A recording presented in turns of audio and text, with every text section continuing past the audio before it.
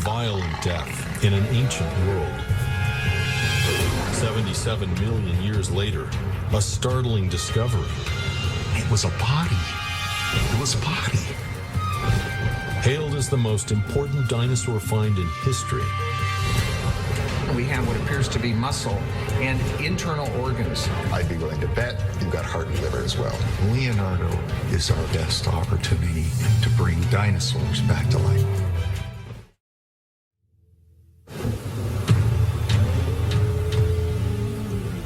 Earth's late Cretaceous period.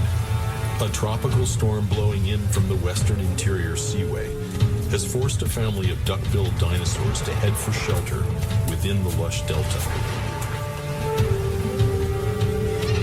As they follow the swollen river inland, they sense there may be more than violent weather threatening the herd.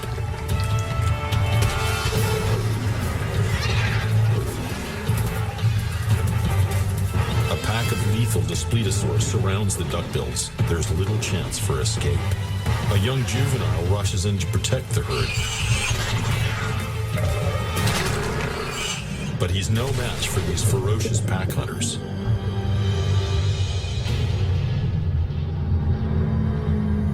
"77 million years later, the corpse of the young hadrosaur emerges from the basement of time. In the summer of 2001, freelance paleontologist Nate Murphy unearthed not just the bones of a dinosaur, but its mummified and fossilized body. When we realized that we had a fossilized cadaver, we had to figure out a way to get a 6.5-ton block of dinosaur out of the Badlands in northeastern Montana. Murphy's dig team named the dinosaur Leonardo after graffiti sketched on a rock near the duckbill's body. It would take several hundred pounds of dynamite and dozens of bloody fingers to free the fossil from its rocky tomb. Leo's body had been submerged underwater, then covered in silt. Shortly after death, mysterious forces mummified the corpse. Fossilization followed as tiny grains of sand replaced preserved tissue. Eons later, a small stream had washed away part of the duckbill's tail. The other portion was sticking out and would have served for a free meal for hungry scavengers.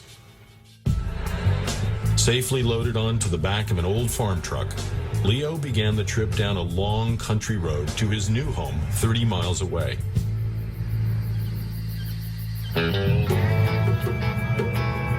Located in the northeast part of Montana, Malta is a charming icon of the American West.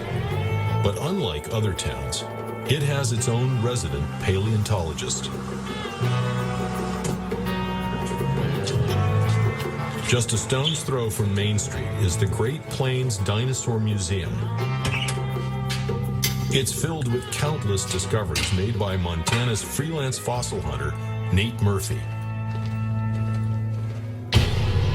This is where the mummified and fossilized body of Leonardo came to live, in a specially designed vault.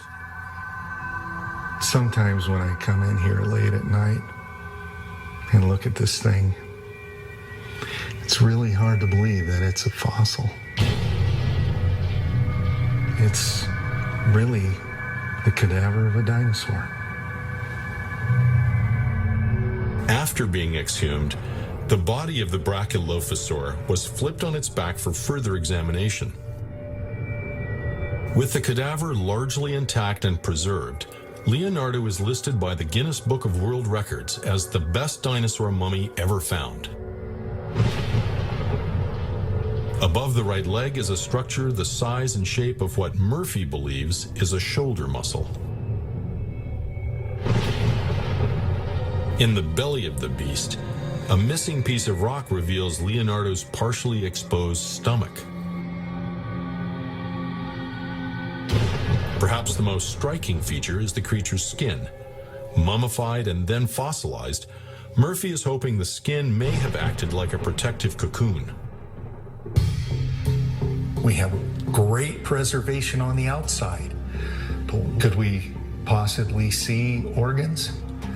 So the big challenge is applying all of this dinosaur CSI to this one specimen to hopefully look inside and understand the physiology of these animals. From the type of plants Leo ate to his internal organs, Murphy has bet the farm the mummy will provide answers about the biology of a living dinosaur. I gotta know everything about this creature. And so I'm calling in the best people for the job. To act as the lead scientist on the project, Murphy has recruited the high priest of paleontology, an ordained minister with a maverick attitude and a Harvard PhD. After 40 years digging dinosaurs, Dr. Robert Bacher thought he'd seen it all. When I saw Leonardo, when I saw that there was not only skin, but I could look through the skin at the guts, it was a religious experience. While Bacher is Nate Murphy's lead scientist on the project, Nate's closest confidant and right-hand man is his son, Matt. Using a host of tools from pneumatic chisels to dental picks, Matt Murphy spent most of his late teens and early 20s removing the rock that encased Leonardo's body. I've got to do most of the dirty work, and my dad's got most of the glory out of it, but I've been able to spend a lot more time than anybody else in the world on the preparation of this specimen. In the highly competitive world of paleontology, the discovery of a rare specimen like Leonardo can be worth millions. Critics are quick to suggest that freelance fossil hunters like the Murphys may be more interested in press coverage and promotion than scientific investigation. Those critics, however, are reality checks for me. Maybe I need to strengthen my resolve for the research. I know I can't make everybody happy, but you know what? When it comes down to it, brass tacks, the fossil will speak for itself. I won't be speaking for the fossil. Although an amateur, when it comes to finding Brachylophosaurus, Murphy is without equal, unearthing 5 of Leo's species, all discovered in the same location in northeast Montana. Could a single catastrophic event be responsible for their deaths?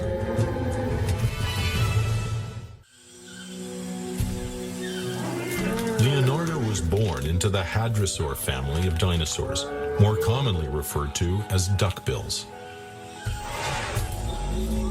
Leo's herd was of the species Brachylophosaurus, named for the short crests which adorned the top of their heads.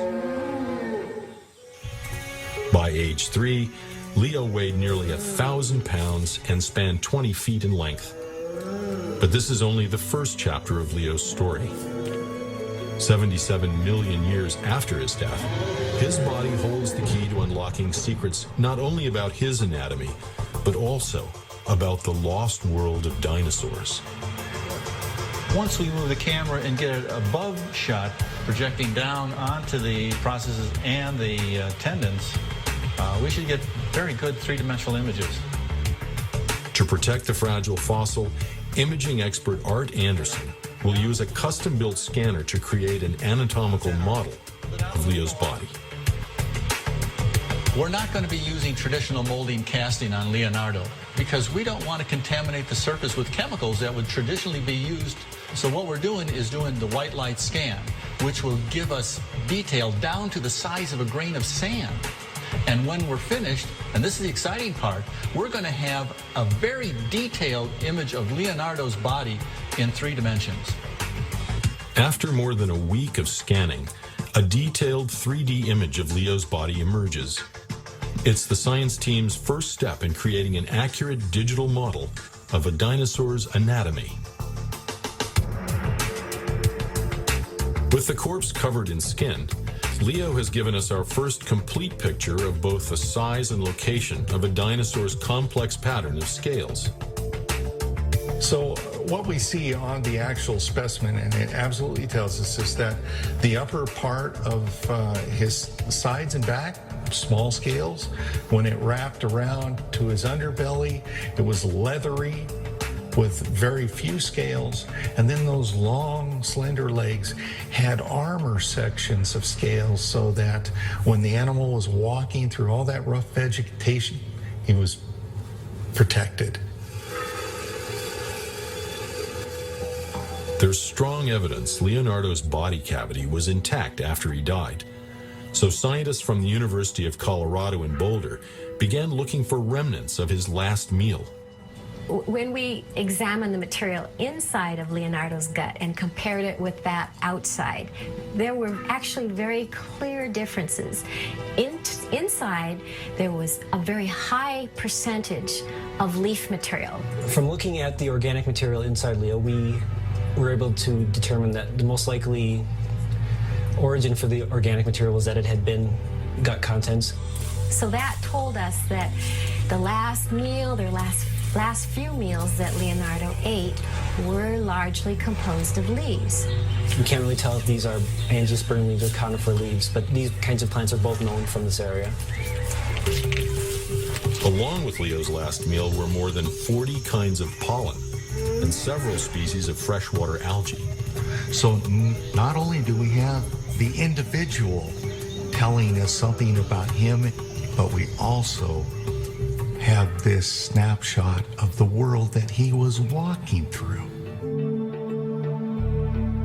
In the hope of understanding how Leonardo was preserved, Nate Murphy has enlisted two of the world's leading experts, paleontologist Joe Schoolin. Articulated skeletons are extremely rare. And mummy expert Art Ofterheide. It's incredible. It's incredible. The details that are being revealed here are certainly beyond my experience. Far more detailed than I never expected. I mean, this has never been dried out. Well, I agree.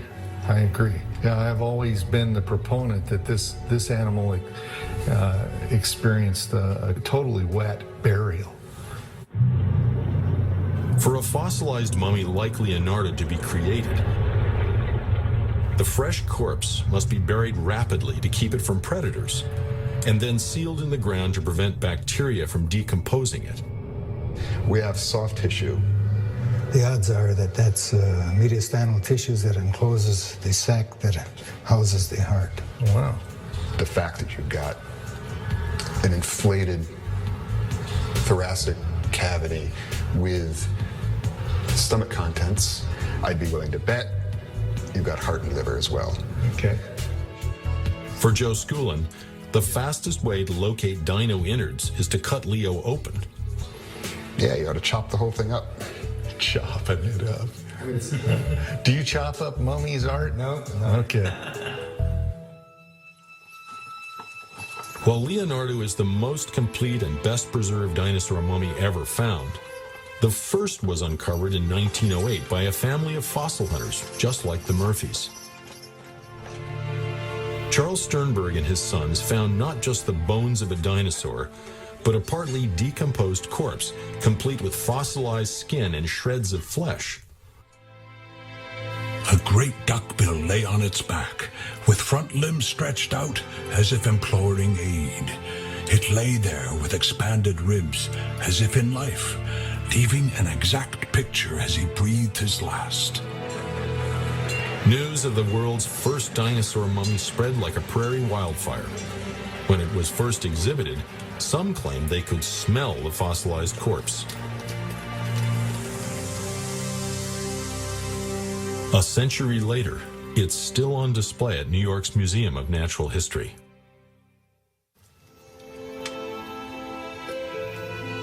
Sternberg was consumed with unlocking the mysterious forces that had preserved the duckbill.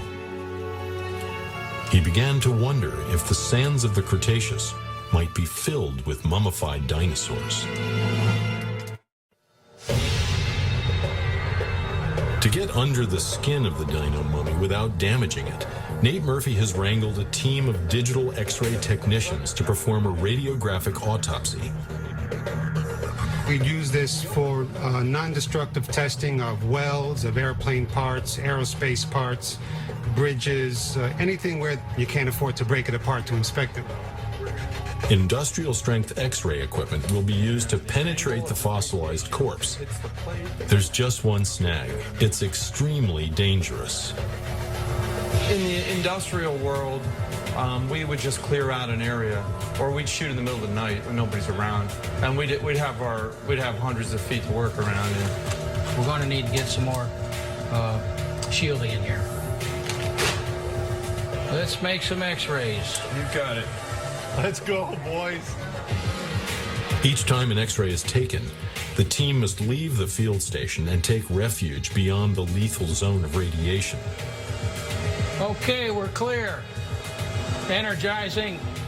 How long is the exposure? 1 minute.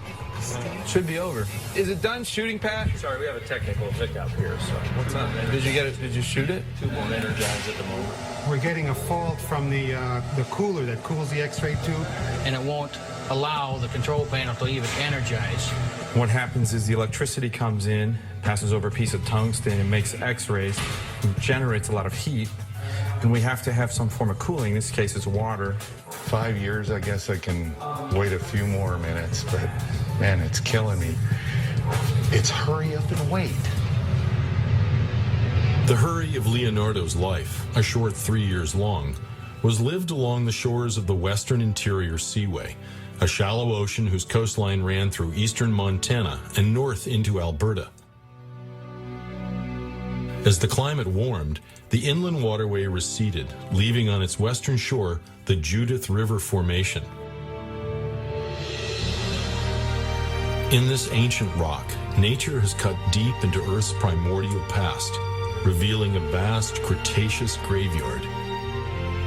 But why, in this narrow corridor, are there so many complete or articulated dinosaurs? The question isn't really, why do we have articulated dinosaurs here? The question is, why do we have so many articulated dinosaurs in this location? Paleontologist Dave Eberth believes the answer to this question and how Leonardo may have died is recorded in the layers of mud and sandstone of the Badlands. You can see all of this bone poking out from the rock. This is a monotaxic bone bed. It is made up of the remains of hundreds of individuals. Scattered across Alberta's Dinosaur Provincial Park are more than 20 mass graves filled with a diverse variety of dinosaur skeletons. A bone bed like this will typically generate anywhere from 30 to 40 different kinds of animals, the remains of those animals. These bone beds are telling us that a number of animals are dying together and that these killing events are wiping out large numbers of animals across that coastal plain. What could be responsible for such a high concentration of dinosaur remains in eastern Alberta and Montana? If the killer was a single catastrophic event, it wasn't a theory that Charles Sternberg had considered. In 1910, the world was stunned to learn that the boys from Kansas had found a second dinosaur mummy.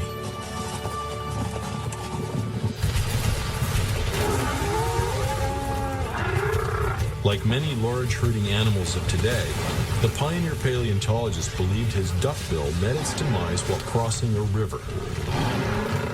The great creature had died in the water. The gases forming in the body floated the carcass. When they escaped, the skin collapsed, and the corpse sank head first and feet upward as it came to rest on the river bottom. Like Sternberg's theory that his duckbill drowned, Nate Murphy wants to know for sure what killed Leonardo. There's a pressure safety on it, and it's But that not also tripping. enables this.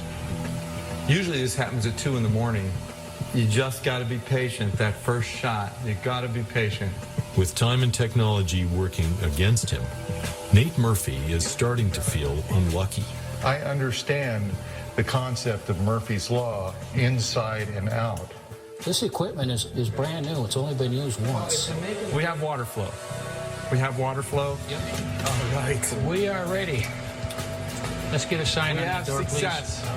We're going to make some x-rays. We'll set it up, shoot it. There is something in there. Oh, yeah, baby. Okay, you can turn them on. With the X-ray cooling system fixed, Nate Murphy's agonizing wait is about to end. Oh, okay. You can actually see the contact line of the keratin beak where it started and skin started. This is quite remarkable. They've got this big plate. We should see pretty much a profile view of the side of Leonardo's face. That's a nice shot. It is. That's just a beautiful profile. That's the Nefertiti of duck-billed dinosaurs. Look at that beak. The keratin beak, it climbs up the bridge of the nose much further than we imagined. So our life-size restoration there is inaccurate already. So it gives him almost like a big parrot beak. How about up there? What's up in the corner? Can't you see him? Big scales. See? Look at boom, boom, boom, boom, boom. Look like little olives. But that region, the cheek region, is a place where often birds and lizards too have big scales. It's a signal area right here, right here. If you look at every drawing of a duck-billed dinosaur, I'll bet you, Bob, you don't see them with big scales. Yeah, this is a moment where you're kicking yourself in the butt, because we've known for a long time that this region around the eye is a display region. Seen here for the first time in a dinosaur, a bird-like display area composed of large scales in the cheeks may have distinguished males from females, or functioned as a colorful billboard for attracting a mate. While Nate Murphy celebrates the discoveries around the head area, in typical fashion, Bacher heads south. I always wanted to be a paleoproctologist. This is the very tail end, no pun intended, of the digestive process, so it's about to excrete what it can't digest, so there should be fecal pellets here. What is that collection of splotchy stuff? Look at those spots. There's something here. They're blebs! Bacher is convinced the blebs are small fragments of undigested food that have left a trail, mapping the path of Leo's GI tract. We started getting the magic half-inch blebs here in the region of the colon, and we picked them up here in the intestines, and we picked them up in the upper part of the rib cage where there would be intestines too, but nowhere else. So it might help us map the passage of particles from throat all the way down. Okay, let's clear the building. Okay, grab food and run. We're going to make a shot. To help image the anatomy hidden deep inside the corpse, Everybody out! the imaging team brings in a more powerful gamma radiation source. Before he can make his run for it, Pat Durkin must crank the lethal gamma source into the camera by hand. It's a lot hotter at this end of the building than over there where everybody's standing. All right, we're clear. You can come back in. The part where it was ingesting grass, right? It's like this was a sack or something. We have that same thing in the neck, and I know they're wondering if there's a crop, like a bird crop in there. Here's your pouch. If the science team can establish the bulge in Leo's neck as a crop for pre-digesting food, it will be further evidence linking dinosaurs to birds. The chemistry inside there is different from the stomach and the colon. That's what I want to see. The lack of blebs in the throat is Bacher's proof that duckbills like Leonardo had a bird-like crop. It's another first that provides vital insight into dinosaur biology. From now on, when you draw a duckbill, when you sculpt a duckbill, you give it a nice big goose-like crop. While the crop has provided important insights into the first stages of digestion, for Bacher, guts are where the glory is. Guts are incredibly diverse. Each family of species has their own way of processing plants. So this is the most important region of the innards of Leonardo. We may have loops, ascending loops of the intestines here already. Okay. Yes. Here they are. Oh, don't look like guts. Those are not sedimentary features. Wow. This almost certainly is the small intestines coming from the stomach, which is here. You couldn't hope for this. I mean, you couldn't hope for anything more than this. Well, it's the first time anybody's ever seen dinosaur intestines. We got three-dimensional soft tissue structures inside the visceral cavity of almost a full-grown dinosaur. That's a good shot. But what we're trying to do here is actually shoot through the breastplate of the animal, and hopefully that's where everything, the money shot will be. Since first unearthing the mummy, Nate Murphy has dreamed of finding Leo's organs, such as a liver or heart. Okay, you can turn them on. It's a very, very thick piece of the fossil, so we're just barely starting to pick up some structure in here. We know there's things in there. We're seeing them. Now we're going to try and get them real clear. Despite repeated attempts, the team is unable to capture a clear image in Leo's thick chest cavity. You've got this cloud here. There's a cloud going across.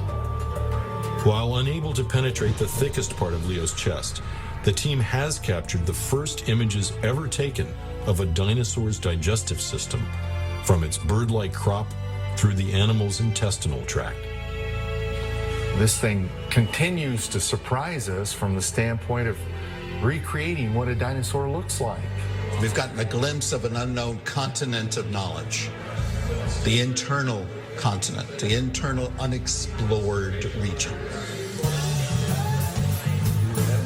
In the hope of imaging the thickest part of Leonardo's corpse, NASA has agreed to give the team a few precious days inside their radiation lab at the Johnson Space Center.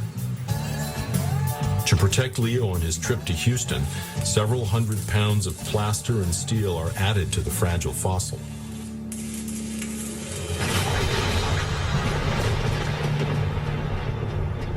But as the dinosaur mummy is readied for the journey, in the summer of 1916, Charles Sternberg and his sons were digging in the Badlands of Alberta when they hit pay dirt, uncovering a third dinosaur mummy. Described as the most spectacular specimen ever found, it was Charles Sternberg's crowning achievement. The sale of the rare fossil to Britain's Museum of Natural History assured his financial future. As the cargo vessel carrying the mummy approached the English coastline, she was boarded by a German warship, her crew evacuated, and the ship with the priceless mummy sent to the bottom. For Charles Sternberg, the emotional impact far outweighed the financial loss. 10 minutes of vandalism destroys all my labor. I can never recover from a blow such as this. In the twinkling of an eye, the blue Atlantic claimed my finest dinosaur. In a shocking coincidence, a century after the Sternbergs lost their mummy, the Murphys lose Leonardo forever.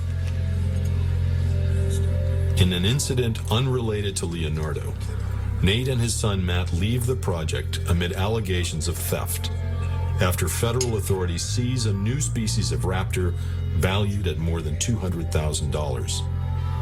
For us here in Montana, we grow up in the cowboy tradition. A handshake is as good as a contract, and it's especially difficult for the community here who spent years developing a museum and supporting Nate in his efforts. Quietly, the Murphy boys leave the Leonardo project and Malta for good. With the town rallying behind them, the science team presses on, recruiting an elite group of experts to oversee the building of Leo's shipping casket. For the gang who invented bubble wrap, Leo is their first Cretaceous customer. This is a very rigid system. It's rock. So therefore, a lot of the concerns we have are with high frequency. To reduce vibration and give Leo a smooth ride to Houston, a 2-part liquid foam is shot into plastic bags placed under the specimen. For 3 days and nights, the duckbill's pine box slowly takes shape around the fossil. 7 years after he was excavated, it's Leo's last day in town.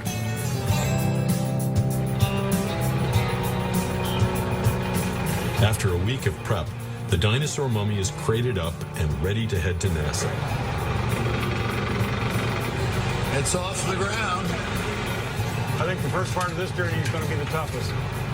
For the trip, Leo has been insured for $2.5 million. There's just one hitch. These moments between the museum and the truck are not covered by insurance. Step back, Gary, so I can see you. Boy, talk about a tight fit.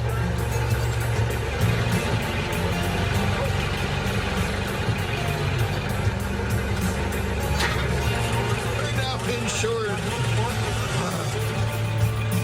For security reasons, the trail to Texas is kept a closely guarded secret, known only to paleontologist Dave Trexler, who will ride shotgun on the trip.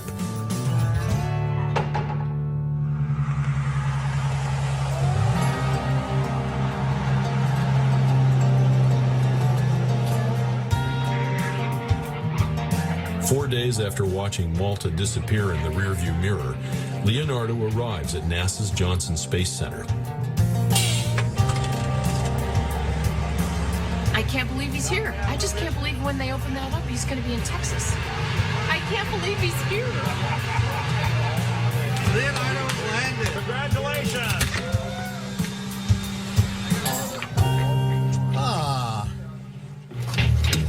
With the team nearly out of money and goodwill, they waste little time prepping Leo for the final round of his radiographic autopsy. The pressure is on. We have only a couple of days, and we have what would comfortably be a month's worth of imaging and scanning. The black box containing a lethal cobalt radiation source is wheeled into Hangar 150. It's so dangerous that even though the walls are lined with lead, they have to wait until the last NASA employee leaves the Space Center at midnight. All right, we want overlapping. All right, let's clear the area. Making her hot. Cobalt time. You go, sir. Holy cow. The rib orientation. There's a little bit of a texture here, too. As the team searches for the prized internal organs, the powerful cobalt source reveals something inside Leo is missing. The rib's gone. This one right here. So we have a bite mark. We have a heck of a bite mark. So he was alive when that wound was inflicted? Well, I always thought it was a wound. Now I'm sure. It's a heck of a wound. In the gut. I think it is. Let's see, what do carnivores go for first? Liver, heart. We may have the cause of death. Ribs and a big chunk of muscle were ripped up. Now that wound had to have been inflicted on the carcass before final burial. With this image, all of a sudden our perceptions have changed. It now looks like Leonardo was really badly wounded before he died. X-rays reveal Leo was bitten in his right side, removing skin, muscle, and several ribs. Dave Eberth now believes he's found Leo's killer and the catastrophic event that preserved countless articulated dinosaurs in the same sediments. So what we think was going on here is that this entire area was flooded out 75 million years ago during a hurricane or an intense tropical storm. Leo's last day appears to have been at the crossroads of two deadly events: a predatory attack and a prehistoric storm. Although badly injured, he's able to escape the river, now in full flood. Downstream at the beach, winds exceeding 150 miles per hour produce a storm surge, an unnaturally high tide towering more than 4 stories. Those waves act essentially as a dam, just damming up the rainwater that's falling and preventing that landscape from draining. Now all you have to do is picture a landscape 300 kilometers wide that's full of duck-billed dinosaurs, meat-eating dinosaurs. It's the large dinosaurs that would be in distress, thrashing about, bellowing. Severely crippled, and with the floodwaters rising, Leo's fate is sealed. He's too weak to stand up in the stream flow, but he has just enough strength to be trying to raise his head, get his nostrils up above the waterline. And that's why I think his head is actually preserved in that position. The team now believes the circumstances that led to Leonardo's death and preservation were both violent and sudden. Regardless of how Leonardo died, or how he ended up in the water, the fact remains that that carcass had to have been buried very, very rapidly.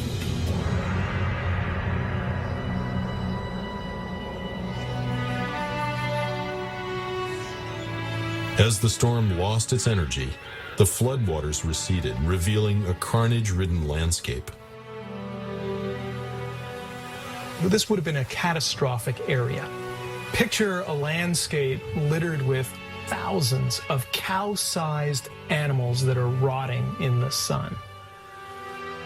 Unlike most of the dinosaurs claimed by the storm, all but the end of Leo's tail is protected inside his sandstone crypt. We think we have the smoking gun cause to help us explain why a superb specimen like Leonardo got preserved in the first place. Nearly 800,000 centuries after Leo's death, It's fairly late, and we hope this will turn out. the Dino CSI team is out of time. This is fascinating. I am almost positive we're seeing organ there. Well, we haven't seen anything like that before.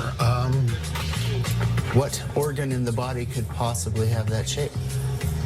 Now this, from the other angle, might be in the position to be liver. Or the dried up vascular pattern inside the liver. The thing's about the right size for an animal that big. And it's in the right location. After a 2-hour exposure of Leo's thick chest cavity, the team has extracted something never seen before, the digital image of a dinosaur's liver. But nearby, the X-ray hints there's something more. There's something here, for sure. It's better resolution than we've ever seen in that. That spot right there should be the heart. That's in the right location. That is a deep structure. About fist size. It's about the right size. Has a very good chance of being the heart.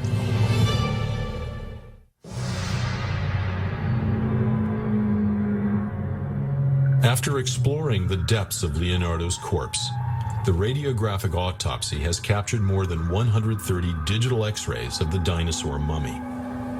There's signals coming from the living animal, signals from the chemistry on the inside, signals coming from the animals that died. Images from an ancient world suggest Leonardo suffered a lethal wound before his death. It's part of a body of evidence that's also produced a life-size X-ray of the hadrosaur. This is just full of clues. We're awash in a sea of clues, and that's pretty incredible. Look at what we have here. We have a stomach content mass right there. We have something going on there that is totally different. We need to do some biopsies, really, especially in there. The body is so pristine, it's an envelope of skin. We have been able to look inside the animal, identify a structure, pull pull it out, recreate it in 3 dimensions, and examine it without ever damaging the original specimen.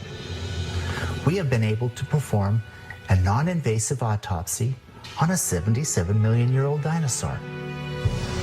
From images of Leo's GI tract to evidence of his last meal, the dinosaur's post-mortem has revealed the duckbill's complex path of digestion, including a bird-like crop.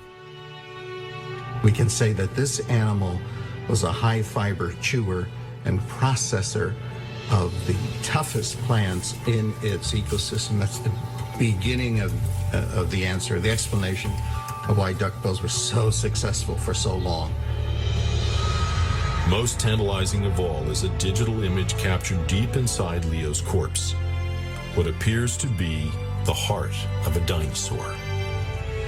What's really exciting is that we think we have a heart. It's only a 2-dimensional image because we're using regular radiographs. And what we're looking for in the future is to have a system that will give us a 3-dimensional image. High-tech imaging of Leo's internal organs and exquisite skin patterns has brought us closer to a living dinosaur than we've ever been before, creating the world's first anatomically accurate dinosaur. After unearthing the first dinosaur mummy in 1908, Charles Sternberg spent the rest of his life struggling to unlock its secrets. On the 100th anniversary of his landmark discovery, Leo's high-tech autopsy has completed Sternberg's quest. It's also done something he could never have imagined. It's changed paleontology forever. We're going into the field with a full-blown laboratory to sit right on the ground and analyze these things before they come out. So we're doing science completely different than we did 5 years ago. No one will look at a dinosaur with skin and say, that's nice skin, I'll take photographs, get rid of it so I can clean the bones. That won't happen ever again. Leo's anatomy has provided evidence about his life and the environment he lived in. But the mummy's post-mortem is one forensic investigation that may never be closed. We have seen things that we have never seen before. We have performed tests that we've never been able to perform before. And we've answered a lot of questions. But the story of Leonardo is far from over.